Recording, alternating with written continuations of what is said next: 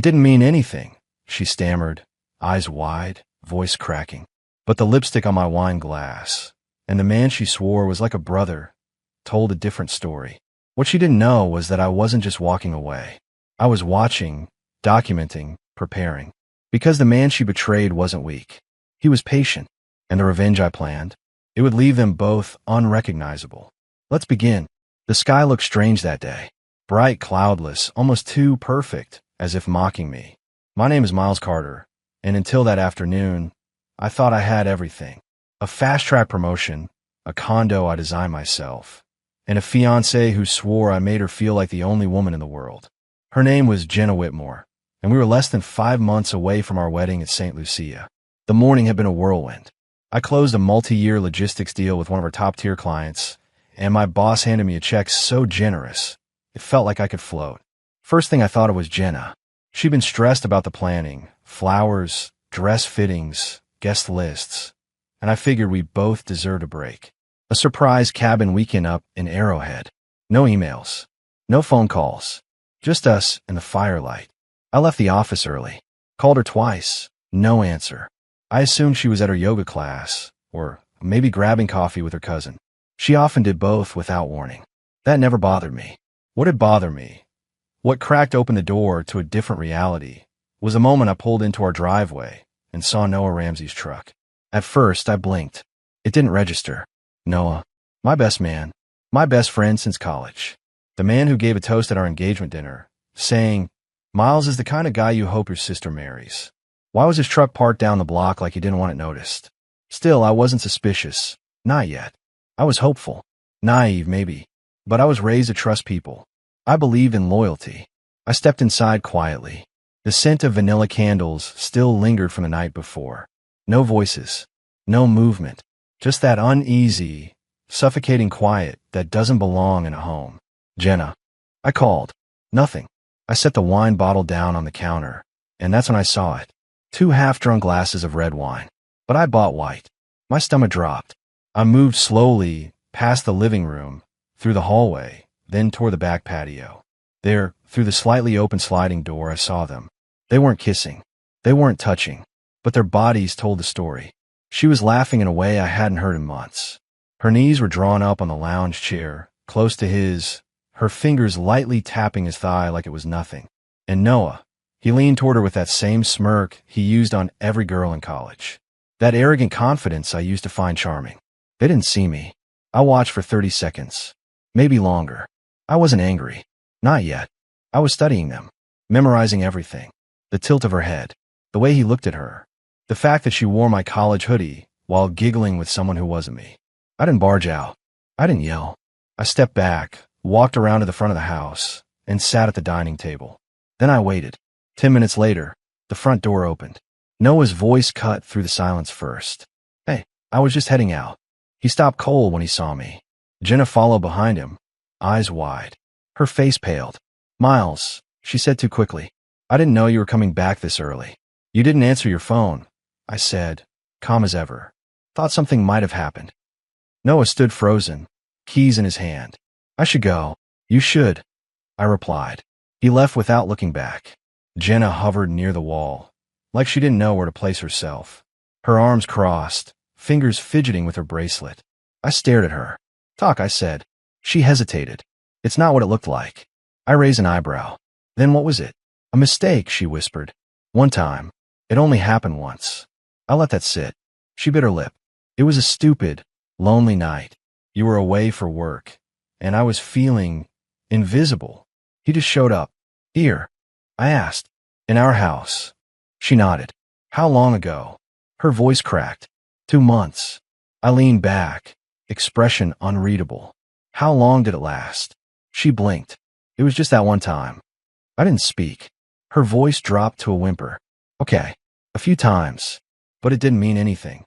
I stood up, calm, quiet, and said the words I'd been holding since the moment I saw that wine glass. "Pack your things." "Miles, wait." "I'm not asking," I said. She moved toward me. "Please, don't let this end us." "This ended when you let him in," I said coldly. "You can't throw away everything over this." "I didn't," I said, walking to the door. "You did." She stood there, stunned. And then she snapped. Fine. You want to be cold about it? Go ahead. You never really loved me the way I needed anyway.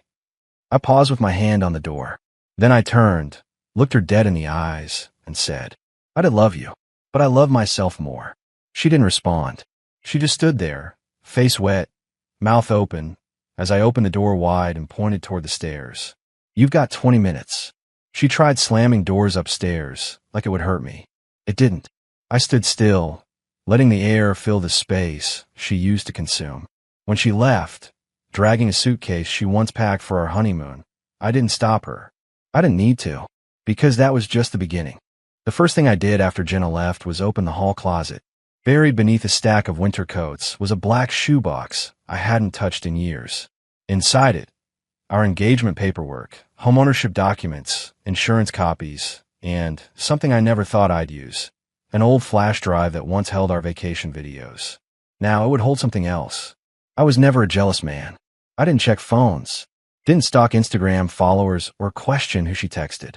But after what I saw on that patio, I didn't need suspicion. I needed proof. Real proof. So I pulled out the tiny home security camera I'd installed a year ago when a neighbor's bike was stolen. It wasn't even hidden, just wedged above the bookshelf in the living room. It was recording the day Jenna brought Noah into my home. I plugged it into my laptop. No hacking, no digging, just clean, time-stamped footage that cut through her lies like a razor. The moment she kissed him, the second she led him to our bedroom, her laugh, soft and secretive, as she wrapped herself around the man I once called brother. I didn't cry, didn't throw things. Instead, I renamed the file and backed it up 5 times. It wasn't just about betrayal anymore. It was about the truth, and who deserved to know it. That night, I didn't sleep. The silence wasn't peaceful. It was deafening. I kept glancing at her side of the bed, still perfectly made, and thinking about how easily people pretend, how love becomes convenience, how betrayal wears a familiar face and speaks in comforting tones until the moment it stabs. The next morning, I texted Jenna's mother. Simple and to the point. The wedding is off. I'll be returning the deposits. Ask Jenna why. An hour later, my phone lit up with calls. Her sister, her bridesmaids, 2 of her mutual friends. I ignored them all. Then I sent a single group message, one I titled, Closure. I included her family, Noah's girlfriend Vanessa, and a handful of friends who always acted like they were on both sides. The message? Just one line. She said it happened once. My camera says otherwise. Then I attached the stills. I didn't give context. Didn't vent. I let the images speak. By noon, Vanessa had blocked both Jenna and Noah. One of the bridesmaids removed every photo of Jenna from her Instagram. And Jenna? She sent me a single, desperate message. I made a mistake. You didn't have to humiliate me. I didn't reply. Humiliation? She didn't even know what that word meant yet. 3 days passed. Not once did I reach for my phone to call her. Not to argue. Not to listen. Not even to gloat. But Jenna wasn't quiet. Her name popped up in every inbox I had. Email, social media, even LinkedIn. She started with apologies. Then came the blame. Then the threats. You had no right to share private pictures. You violated my trust. My family is ashamed. I lost friends. Noah's ex posted screenshots everywhere. You ruined my life. No, she did that all on her own. I just lifted the curtain. Still, I didn't respond. I didn't have to. I wasn't interested in closure through conversation. I was building something else entirely. Something slower, sharper. The kind of revenge that doesn't burn fast. It rots from the inside. But before I could strike, I needed to finish gathering ammo. I called a friend of mine from college, Reed Hoffman, now a civil attorney based in Chicago. He wasn't flashy or cutthroat, but he was smart, patient, and incredibly strategic. The kind of guy who knew exactly how to apply pressure without leaving fingerprints. Reed, I said, I'm not filing a lawsuit, but I want to make sure I'm untouchable when I expose her deeper. He took a long pause on the line. Then, you've got receipts, camera footage, messages, voicemails, even a few careless texts Noah sent me months ago, back when I didn't know they meant anything. Reed's tone shifted. That's not just leverage. That's insulation.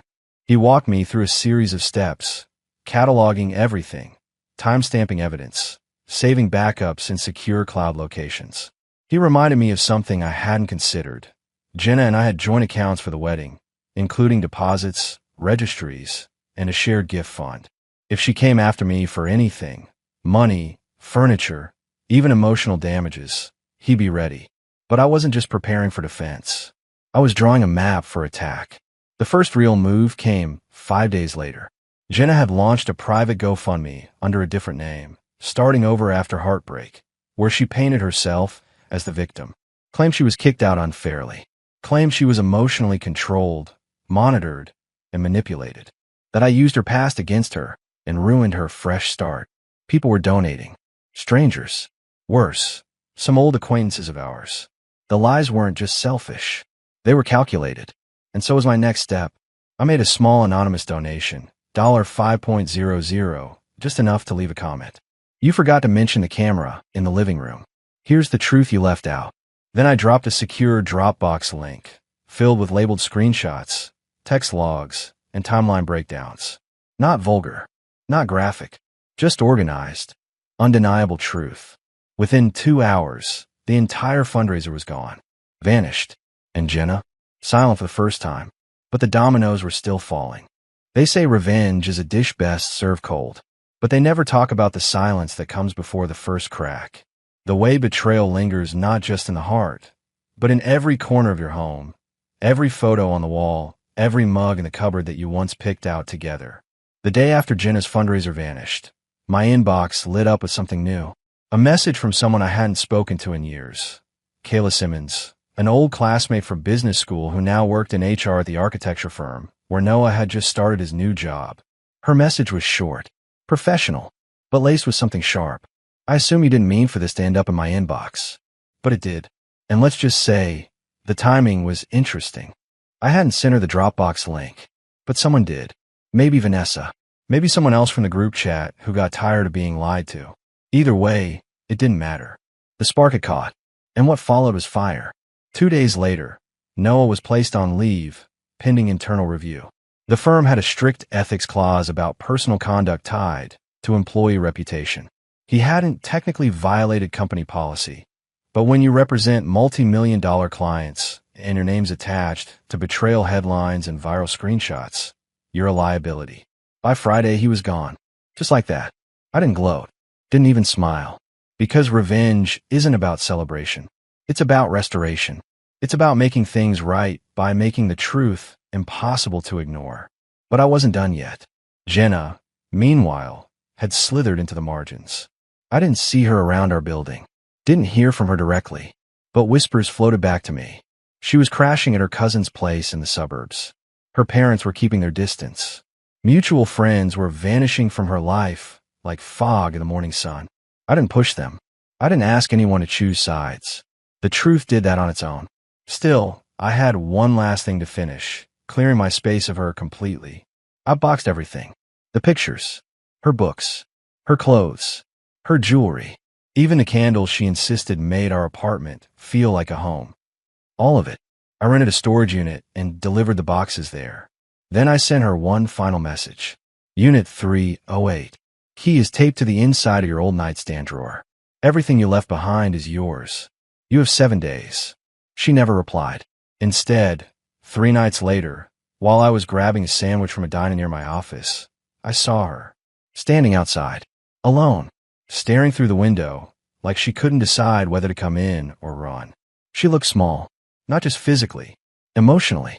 She wore a hoodie 2 sizes too big. Her face was bare. No makeup. No mascara. Her posture was slumped like she carried the weight of her own decisions on her back. Our eyes met. She opened her mouth to say something. I stood up, paid the bill, and walked right past her. No words. No pause. Because some endings don't need punctuation. They just need silence. I didn't turn around. Because I knew this was the part of the story where she would finally understand. I didn't just move on from her. I rebuilt myself without needing to destroy her further. She'd already done that job for me. 2 months passed. No chaos. No lawsuits. No groveling apologies. Just distance. Jenna never picked up her things from the storage unit. After the 7th day, I called the company and paid to have the unit cleared out. Whatever was left behind was no longer mine to carry. And that was the point, wasn't it? This entire time, people had warned me. You'll never get closure. She won't suffer the way you did. She'll move on like nothing happened. But what they didn't understand was, I never needed her to hurt. I just needed to stop bleeding. I sold the condo we shared. Too many ghosts. I bought a quiet loft downtown. Nothing fancy. A small kitchen, a worn leather armchair, and a view of the river that caught the light just right in the mornings. There were no photos on the wall. Not yet, but it felt like mine. Every inch of it. Some nights, the silence still crawled in. I'd think about the early days, when Jenna used to leave me notes on the fridge. When Noah and I would grab late-night tacos and talk about the future like we were invincible. I'd remember the laugh lines that formed at the corners of her mouth. The playlists she made for road trips. The way she used to grab my hand in public, just because, but I didn't miss them. I just remembered, because some memories aren't wounds. They're warnings. Then came the unexpected. A small brown envelope in the mail. No return address. Inside, a letter. Handwritten. Careful. Measured. It was from Vanessa, Noah's ex. I wanted you to know. I left because of you. Not out of pity, but because your message gave me the final push I needed. I've been questioning his loyalty for a year. I just didn't want to believe what I already knew. What you did, it wasn't revenge. It was truth, and it helped more people than you know. I read it 3 times, and set it down. It wasn't validation I needed, but it felt like something solid, something real. Weeks later, I ran into her, Vanessa, at a bookstore downtown. No cameras, no drama, just 2 people reaching for the same novel and laughing at the coincidence. We talked, not about Jenna, not about Noah, about music, travel, work, about life after. We've had coffee since then, long walks, shared silences, nothing rushed, no labels, just peace. The truth is, the best revenge wasn't ruining Jenna's life. It was rebuilding mine without her in it. It was learning to choose myself, fully, unapologetically. It was not screaming or burning down bridges. It was outgrowing the need for any of it. Because the final move of revenge isn't destruction. It's becoming someone they no longer have access to. And that's exactly who I am now.